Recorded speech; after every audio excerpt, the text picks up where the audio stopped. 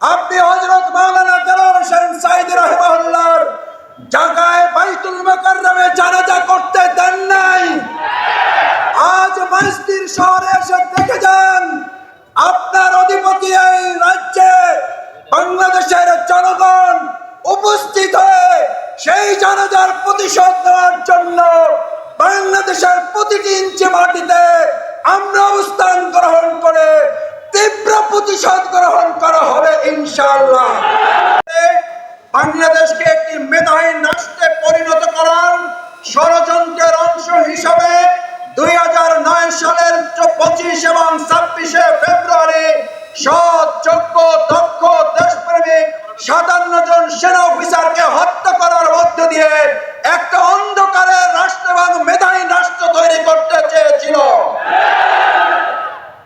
আমার ভাই এবং বন্ধুগণ, আজকে তারা যে মেধাহীন রাষ্ট্র পরিণত করে চলেছিল, তারা বেগমপাড়া করেছে, তারা পার্শ্ববর্তী রাষ্ট্রে লুকানোর চেষ্টা করেছে, কিন্তু এদেশের মেধাবীদেরকে নষ্ট করে, শিক্ষা প্রতিষ্ঠানগুলোকে ধ্বংস করে, এগুলোকে সন্ত্রাসীদের এক একটা আখড়ায় পরিণত করে খাতা কলমের পরিবর্তে সেখানে অস্ত্র, পিস্তল, বন্দুক দিয়ে এক একটা বিশ্ববিদ্যালয়ের হলকে তারা এক একটা ক্যান্টনমেন্টে পরিণত করেছিল।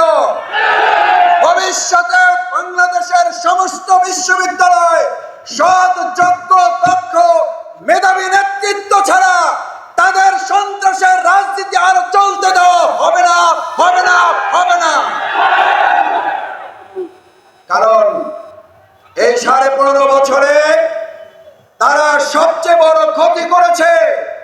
আমাদের দেশের অধিকাংশ মেধাবী ছাত্র শিক্ষার্থীরা বাংলাদেশকে অনিরাপদ মনে করে বিশ্বের বিভিন্ন প্রান্তে গিয়ে আমাদের দেশের সুসন্তানেরা, আমাদের মেধাবী শিক্ষার্থীরা পৃথিবীর বিভিন্ন জায়গায় তারা গুরুত্বপূর্ণ ভূমিকা রাখছে।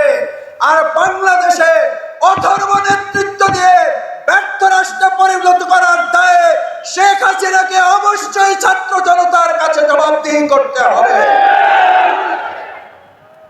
সম্মানিত শিক্ষার্থী, ছাত্র জনতা, ভাই এবং বন্ধুগণ, প্রধান অতিথি কথা বলবেন। আমি শুধু এই কথাটি বলে শেষ করতে চাই, 2024 সালের 5ই আগস্ট জুলাই গণ অভ্যুত্থানে আমাদের ভাইদেরকে একজন যাকে একটা গুলি করলে মারা যায়, সেই ভাইকে আপনারা 60টা গুলি করে শুধু হত্যাই করেন নাই, তার মগজকে গুলি করে বের করে দিয়েছেন। শুধু মগজ গুলি করে আপনারা শেষ করেন নাই, আপনারা লাশের স্তূপ ভ্যানে করে তুলে তাদের পেট্রোল ঢেলে আগুন জ্বালিয়ে দেওয়ার যে নৃশংসতা চালিয়েছেন। আপনার অন্তরে আজকে নৃশংসতার প্রতিশোধ আমরা এভাবে গ্রহণ করব। প্রতিদিন বাংলাদেশে অন্যায়ের প্রতিবাদে এক একটা ন্যায়ের কাজ করে আপনার অন্তরে আমরা প্রতি সেকেন্ডে আগুন জ্বালিয়ে দেব।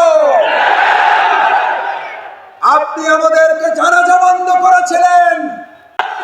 সম্মানিত ভাই এবং বন্ধুগণ, আসুন, যে বাংলাদেশ আমরা পেয়েছি, স্বাধীনতা অর্জন করা যতটা সহজ, সেই স্বাধীনতাকে অর্থবহ করে গড়ে তোলা তার চেয়েও কঠিন।